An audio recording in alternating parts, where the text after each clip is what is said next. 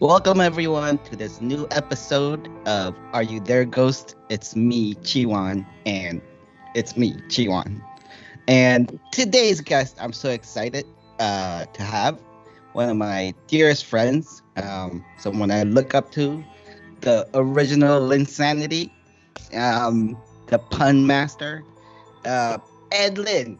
Ed Lin is a native New Yorker of Taiwanese and Chinese descent, and he'll always tell you he's the first author to win 3 Asian American Literary Awards, and is an all-around stand-up kind of guy. Um, his newest book, is David Tung Can't Have a Girlfriend Until He Gets into an Ivy League College. It's his first YA novel, and it's from the great Kaya Press out in LA. And of course, he's written This Is a Bust, Snakes Can't Run, One Red Bastard, Ghost Month, Incensed, 99 Ways to Die, and the legendary classic Waylaid, which is how I was introduced to his work. Please welcome the one and only Ed Lin. Ed, how are you? Hey, I'm good. How are you? Where are you at? Right now, I'm in Lunenburg, Nova Scotia, and I'm sitting on a dock of the bay, watching the tide go rolling away. Oh, wait, that might be a music thing you got to pay for. No, I didn't sing that. I just said it. You just said it. It's all right. What are you doing up there, Ed? I'm up here because my wife, Cindy Chung, an actress, she is shooting a TV show here. So I came up here with my son after single parenting and working from home in New York for many months. But finally, the school year is over and we're here. And quarantine is over as well. Yes. Your son, the brilliant Walter. Yes. One of the smartest human beings I've ever met. Well, that's one way of putting it. And what's the show that Cindy is working on? It's called The Sinner. It's on Netflix and USA. I think it broadcasts on USA first, and then it moves to Netflix. Yeah. Stars Bill Pullman. It's one of these anthology shows where every season it's like a different story with different characters, but you have that one consistent character, and that's Bill. Bill Pullman. Okay. Yes, great. yes. How's the summer been, other than being overwhelmed being a single dad? Oh man, I'm telling you, man. I've said it before. I felt like, single parenting was like going through a molting period, being a crab, and like I just broke through that shell, and I just had this soft, tender exterior that I had to protect myself, like hide in the rocks and stuff, disguise myself in seaweed, and also still manage to cook something decent for my kid that he would eat. I remember I made something like I sliced apples and he said they were too bumpy, and then the mac and cheese was too cheesy. Not Mackie enough, just too cheesy. Yeah. And then I made him a smoothie and he said, "This tastes terrible." And I said, "That is the first smoothie I've ever made." And he said, "Oh, then it's not that bad." That kid is brilliant. He gave me a break. So frighteningly brilliant. Well, nope. I have never heard of where you are right now. I've heard of Nova Scotia, but Lunenburg? I hadn't heard of it before. It's to the southwest of Halifax. Pretty small town, definitely like a touristy destination. The daytimes here are like packed with people and stuff. But when it gets late and the temperature drops about 30 Fahrenheit degrees, people kind of stream away, like this fog rolls in. Looks a little scary, It doesn't look seedy, the way like an American place would look, because it's Canada. It's not going to be as your old home, Jersey Shore. The Jersey Shore, sleazy 24/7. I can imagine people, tuning in from Jersey. I mean, you know it. Come on, you know it. Beautiful Jersey Shore. It's a beautiful Jersey Shore. Yeah. Hey, you were mentioning earlier about creepy stuff over there where you're staying. Yes. So there is a house museum here. And my wife had gone there with a group of people for the tour. And this guy gave like a 90-minute kind of tour of the building, to show the architecture, because this place is very well known for there's a certain type of house that was built by the English in the 1800s. And this house is like a good example of that. And then the tour guide just mentioned near the end, you guys want to hear something a little strange? And everyone's like, what? And he said, well, I was here last week by myself in the basement doing something.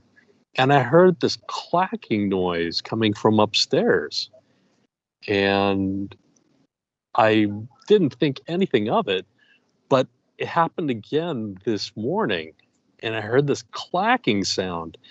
And it sounded a little mechanical, but I couldn't imagine what was making that sound. So I went up the stairs and I went into this room where there are these bone sewing needles. And I looked in the door and the bone sewing needles were clacking against themselves with nothing holding them.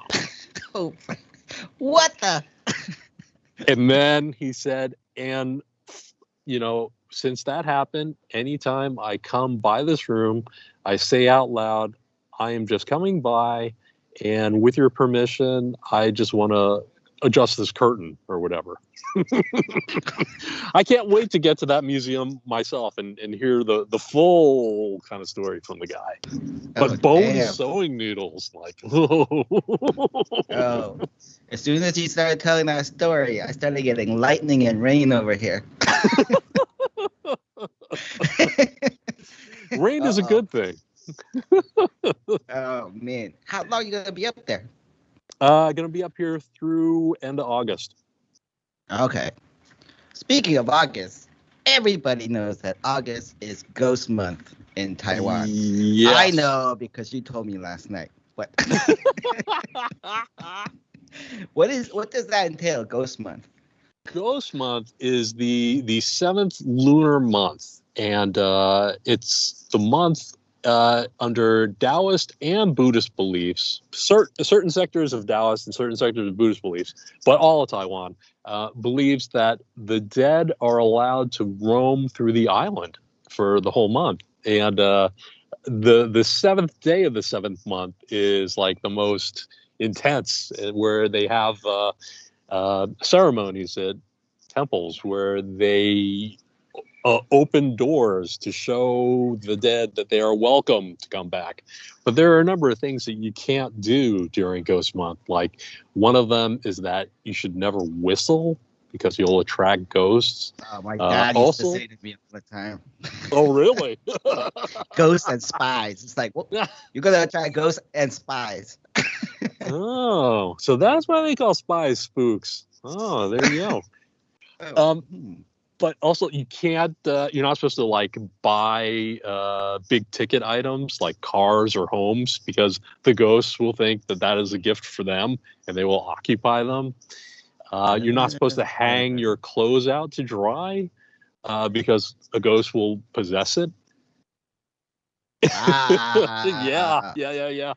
Not supposed to go swimming because Taiwan's an island country. A lot of people have like drowned. A lot of fishermen, and like spirits will overcome you. Do people follow these guidelines? Like, oh, absolutely. I mean, like sales of like cars like just fall off a cliff, and like Taiwan's a very superstitious kind of place, man. Like, I have a crime series set in Taipei, and I've interviewed like a number of people in the criminal underworld, and they some of them are like, oh, I totally believe it, but some are like, I don't believe in any of this stuff. But at the same time, I don't want to piss anything off, so I just do what's required. Oh man. Yeah. Yeah. Um. So Ed, we talk about a lot of things whenever we get together, but I don't think we ever talked about ghosts and such. Yeah, So funny. yeah. So you said you had some personal stories about it. You want to get started? Oh, sure. Well, I've read about ghosts quite a bit as a kid. I read Lovecraft, Poe, typical horror kind of stuff. But I didn't experience a ghost until the summer after my senior year in high school. My parents bought this investment property in the middle of nowhere in Pennsylvania. Which is where I And am now. oh, no, you're like kind of close to Pittsburgh. That's like a place. Like you can see lights and stuff. This place, have you ever heard of like mailing addresses that are RR and then a box number? No. RR is for rural route, and it's for these long winding roads. And the box number is the number of the actual mailbox on that road. Like they just bypass the whole number, street name, and like house number, because there aren't any, because these houses are like at the closest a mile apart. Okay, so I don't know how they found this property, but they got in touch with a realtor who said that it was a couple that was divorcing and just wanted to sell the property right away, cheap. So this is how terrible movies start. Oh, yeah, this is how every terrible movie starts. It's like, wow, what a bargain. So they didn't actually, they looked at it, but they made me live there. They made me live there to take care of the property. By yourself? Yeah, by myself. And this was like an old farmhouse. It didn't have, there's no like heating system. Like I had to shovel coal into the furnace in the basement, in the dirt basement, to get hot water. And sometimes the water would clog a little bit. So I had to climb up this mountain and clear debris away from the drain so that spring water could come through the pipes back to the house. Like the stairs, it was a 2-floor house. The stairs were a little uneven because they were all hewn by hand. There was an outhouse on the property, but thank God that there was an actual toilet installed at some point in the house and electricity. So my very first night there, it's just like me, some really bare furniture in my second floor room. And like the rest of the house is empty. There's nothing in there. And then it's like, it gets dark really early in the country. And when it gets dark in this part of nowhere, Pennsylvania, it's like completely pitch black, and the moon looks like a bare light bulb. So my very first night there, it's like dark. It's like 9:30. And then I hear this snoring coming from this room right across the hall. And at first I was like, man, this got to be some kind of joke or something, right? So I just walk into that room, I stick my head in, and the snoring stops. And I was like, oh, I'm just hearing things. I go back to my room, and I hear the snoring start again. And it's not like a regular kind of thing. It's not like click clock. It's like, it's human. It's like slightly uneven. You hear it going. Yeah. And I went back to check again. I stick my head in and it stops. And when I come back to my room, I can hear it again.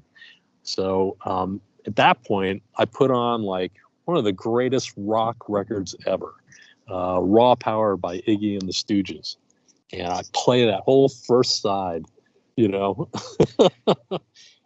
and to see if I can somehow dissipate it or whatever.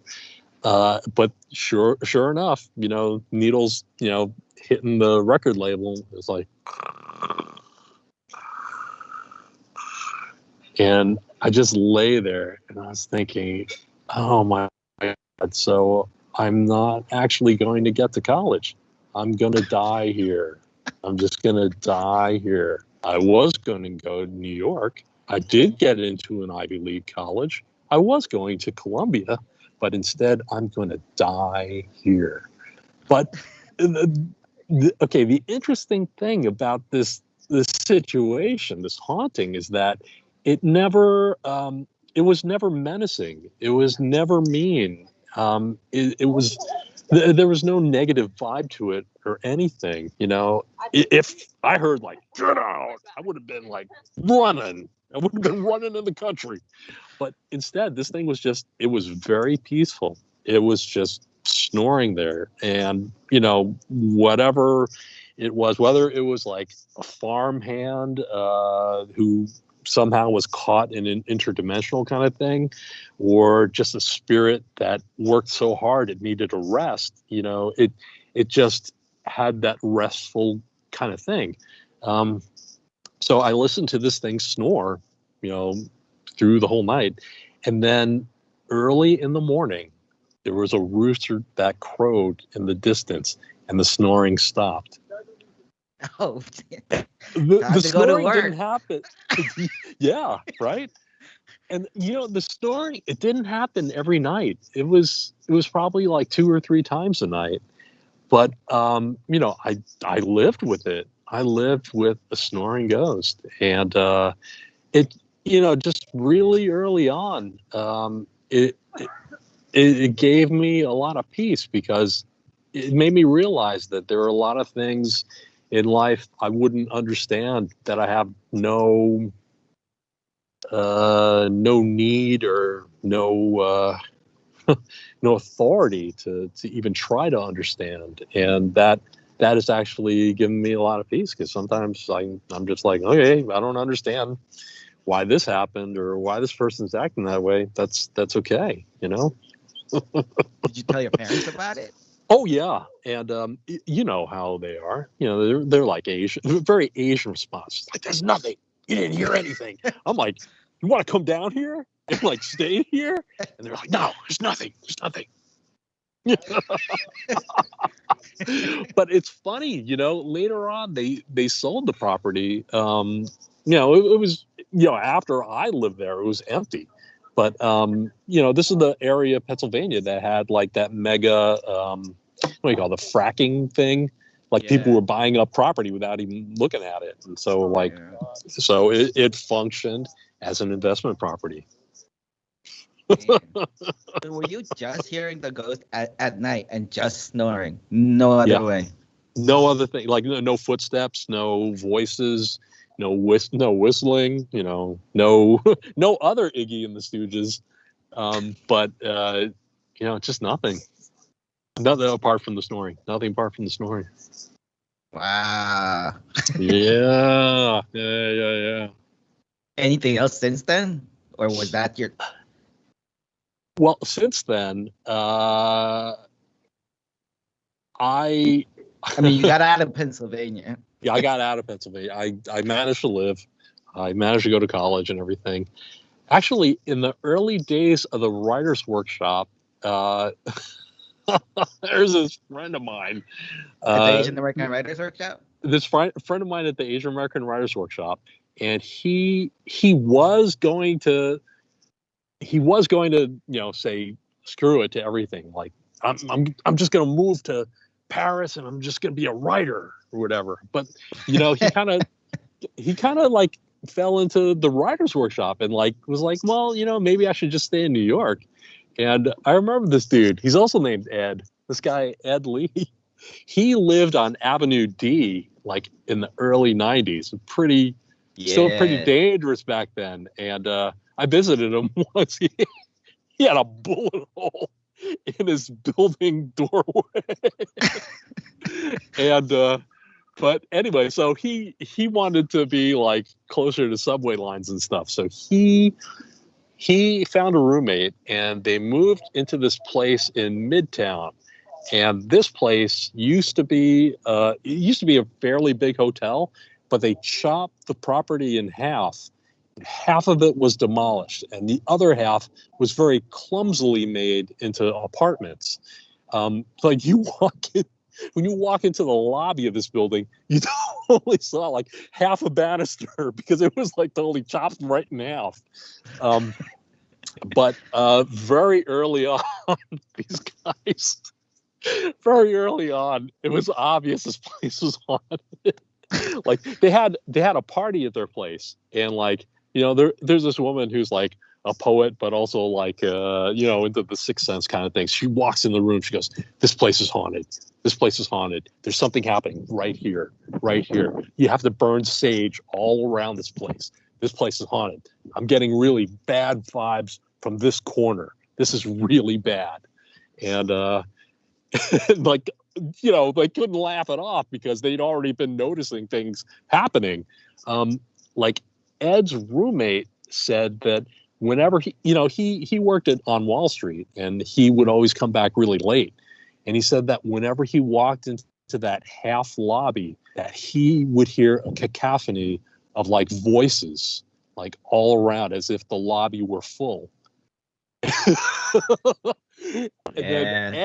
then Ed told me that like funny things were happening like just outside the door. Like this old half hotel had like super noisy stairs. Like you put a feather on the thing, this steps would creak.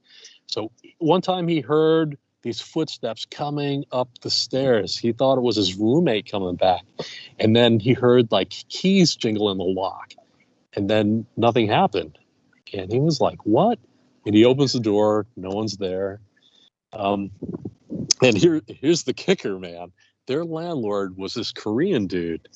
And, they came to the landlord, and they were like, "I think this place is haunted." And the guy doesn't try to put them off or anything. He says, "Yeah, there's something here."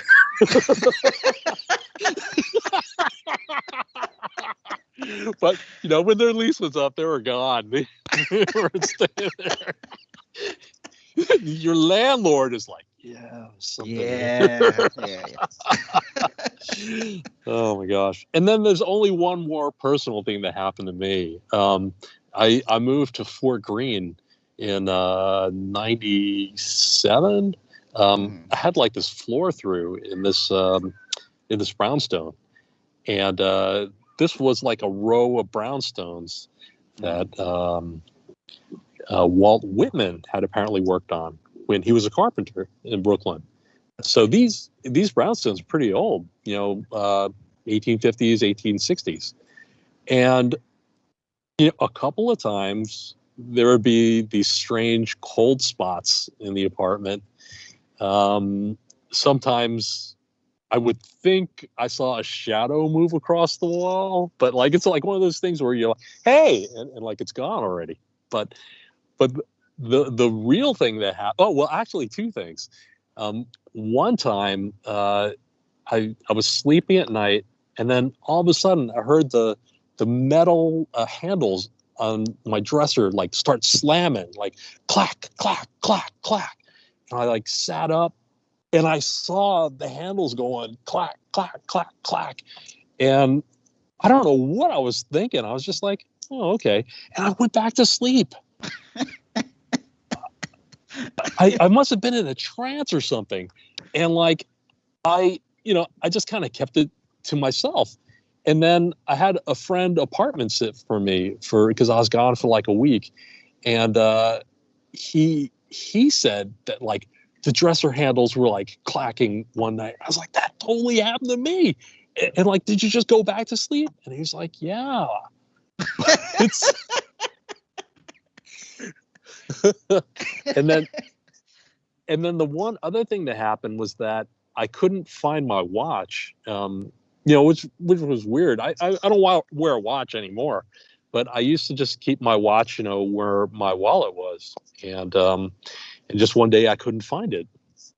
And at this time, I was in this Asian American performance group, and there was this dude named Jan, and he had experienced a lot of ghosts in like Vietnam and stuff. And I mentioned that, good thing I got here on time, because I can't find my watch. And he said, you should check the windowsills because ghosts like to leave watches on windowsills. I said, what? He's check the windowsills. And I found my watch on the windowsill in my bathroom. And I wouldn't have taken my watch in there, Wow. I don't know. That's a whole I've never thing. heard that before. Now I gotta look it up. But what's the deal with that?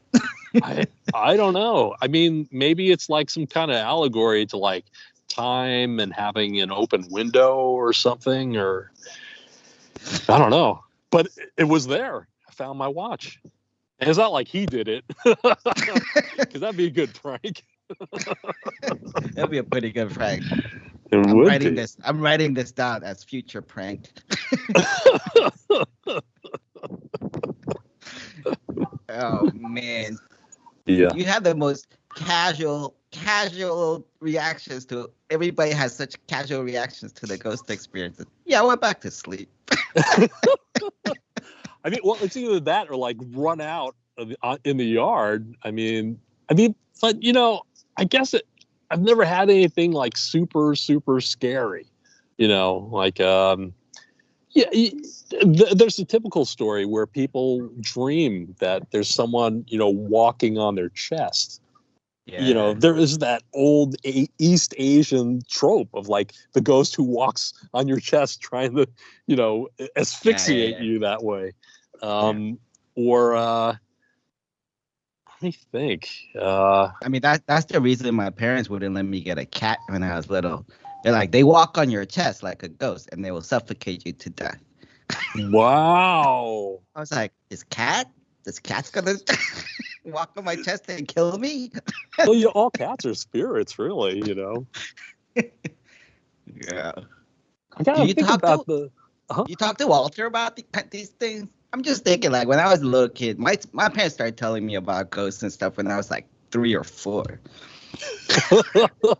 No, I haven't. But it's funny. The place we're staying in is a converted warehouse. It's probably like 100 years old or more. But like just 2 days ago, Walter said, I woke up because I felt like there was a finger in my back. I felt like somebody poked me.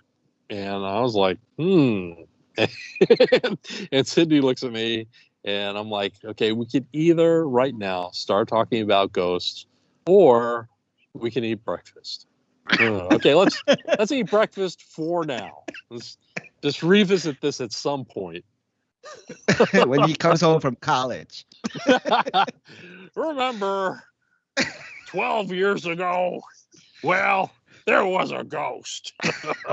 And actually, I'm a ghost too. Ghost dad.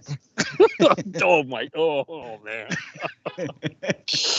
Oh my gosh. But I gotta think about in East Asia, there's not like a culture of like forgiveness. It's like, it's more like resentment, and it's like kind of carried generation through generation.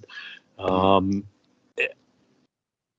kind of feel like that resentment just creates really powerful supernatural spirits and just this kind of angry, resentful energy that's there, which is one of the reasons why Ghost Month is so terrifying in Taiwan. It's like, oh my God, I've wronged people who are now dead. It's just a month of guilt. It's just a month of guilt. Oh man, totally. Totally. And you kind of pay it forward too, because you're like, hey, when you die, don't be mad at me, please. Here's some cash. Here's some cold Here's some cash. Here's some- I got you a Starbucks card. Here you go. I would buy you a car, but I can't buy you stuff this month. I'll draw you a car, and then I'll burn it so you can have it in your afterlife. Yeah. Are you working on anything right now? Are you? I'm editing the fourth book in the Taiwan series. Okay. And I'm also writing this other thing. I've always wanted to write like a horror book. I just haven't yet. Oh man, you totally should. Some point. Some point. Yeah. You have anything you want to read right now, or no? Let's see. You're out on the dock. I'm out on the dock. I don't know. I can hold up this book. I brought my bag with me. I'm a New Yorker. I'm just carrying my bag. Good old Ghost Man. Yes. Love this book. Like, this counts as a commercial, right? Yeah. But apart from that, I also have another book that is only published in Singapore called Motherfucker Land. No. Dang. It's only in Singapore? It's only in Singapore. But actually, I think Giant Robot is going to stock it soon. Oh, okay. So I better hit them up.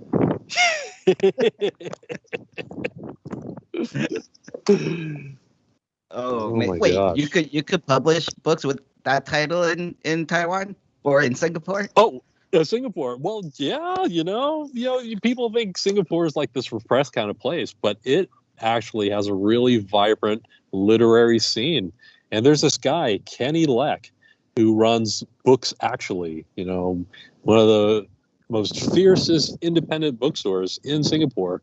It also has a publishing arm called Math Paper Press, and they published it. They publish a lot of things, like a lot of Singapore, Southeast Asian writers and stuff, but also people like Madeline Tian. I'm very, very honored to be on their published list. That's awesome. Yeah. Awesome. And it's so nice to talk to you and see you. It's been too long. Yeah, it has been. I mean, geez, since the pandemic, it's been like, this is how I see people. It's like we have become our own digital ghosts, haven't we? Yeah. Like, it's weird. I was in New York like a couple of weeks ago for my reading. Yes. And then I was, whenever I go there, I'm like, I go to Famous Foods with Ed Lin. But then that just feels like a whole different lifetime. It just feels like, oh, that was a different person, different me in a different lifetime. It's so weird. Just a split. It's like a weird split in time or something. Yeah. No, and the whole thing about like working from home and like single parenting is like, I don't know, like remote, like describes it pretty well. Yeah. I'm lucky I got running water and electricity, How's Walter handling the pandemic and quarantine and stuff? I think about it. When you think about kids like who are growing up in like tough times and stuff, they're kids. They're so creative. They find their own fun. And it's not so much that they can't see the bigger picture. It's like they are still so focused on like developing and relating to the people that they can. It's like a fun pretend kind of time that he's still learning about. And like there have been like odd times at the school as well. Mm-hmm. Like during the school year, one of the teachers killed himself. And they had to kind of explain that to the kids because he was a pretty key figure because apart from being a teacher, he was also in charge of like the Minecraft activities. So he was very well known with the kids. I don't know exactly what they said, but like even Walter knew, you know. Yeah. Dang. Strange times. Yeah. I mean, but like, you know, it's weird. You know, a city like New York has been like in its own. It has been through its ghostly phases. You know, through like, Yeah. you know. I mean, it's just going through one now that's going to mark it for a little while. Yeah. Yeah. Me. What was Wow. it like reading there? You know, I mean, I You saw the know, pictures. I was having a serious anxiety attack when I got there because I Oh hadn't been man. around that many people in so long, and it was packed. And luckily, it was outdoor because a little back courtyard area, but it was packed. So it was like I was like, I was just walking through like this, going, you know. And it took me a while to like get used to it, and yeah, I was like freaking out for a minute. Oh my gosh. And yeah, but hey, it was weird, but it was like almost like all these people that stopped existing for months and months all of a sudden appeared in one place, and then after that they were all gone again, and I was like, oh, I don't know what just happened. I mean, you know, I came up through like open mics and the spoken word kind of thing. It doesn't feel like a literary thing unless there's like a reading and like a response and like a two-way kind of thing, Yeah, you know? yeah. Yeah. But the event was great. Like everybody, I think, was really happy just to be Mm. around, and I trust that everybody there was vaccinated. But Oh man, we Walter and I have been tested so often because we had to. I mean, just to board the plane, you had to show a negative COVID test within 72 hours, and then when yeah, you land, you get tested right then, and they give you the results in 3 days, and then you get tested again on the 8th day, and like you know, they don't play, man. Like federal government was checking in with me, the provincial government was checking in with me. Like, you know, I had my phone on, you know, my phone was set on like ignore unknown callers. But like, you know, the constable was like calling my ass and like I wasn't getting the calls. And then like all of a sudden, like I switched it off and then I saw there were like 7 messages from this dude. And like, so I called him. I was like, I'm so sorry. I had my phone off. He's like, okay. I see where you're staying. You know, I might pop on over to check on you. I'm like, okay, cool. I've had 0 visitors in months, but he didn't show up. damn it, Yeah, there you go. Canadians calling you 7 times and then not showing up. I think the 7 times was enough. You know, I can read just a little bit of Ghost Month. I mean, Yeah, that might be interesting. yeah. Okay, just a little bit. Oh, okay. I'll read the epigraph here. It's from the Tao Te Ching. There is no crime greater than having too many desires. There is no disaster greater than not being content. There is no misfortune greater than being covetous. Ooh. When I found out the girl I was going to marry had been murdered, I was sitting on a fold-out stool at a sidewalk noodle shop in Taipei's Da'an district. My mouth went dry, my eyes blurred, and I couldn't stop shaking.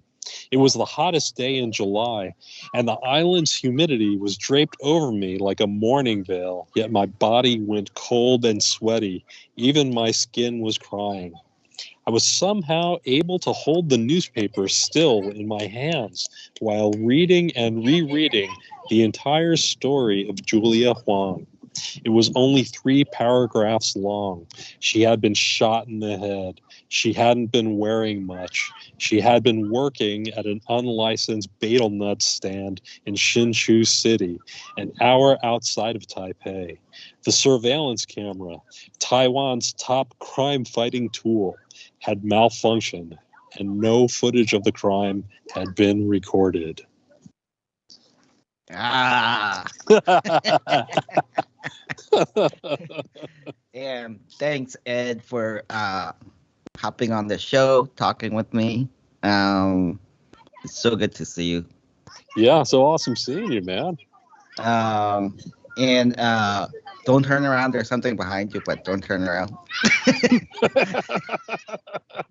It might be a boat.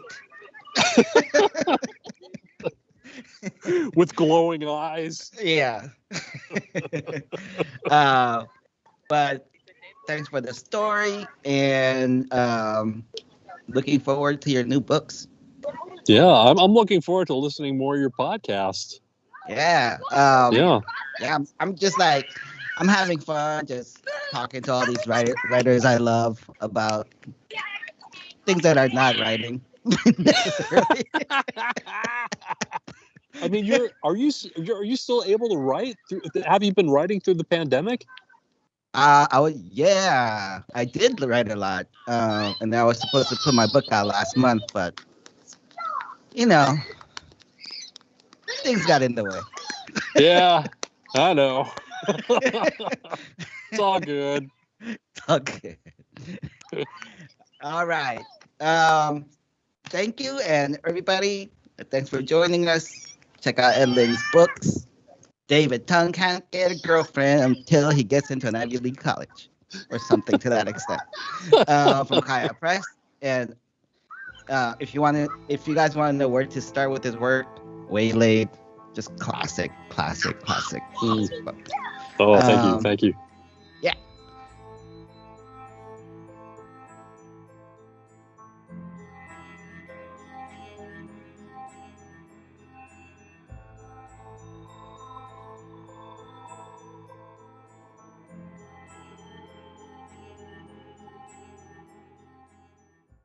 My Paranormal Network.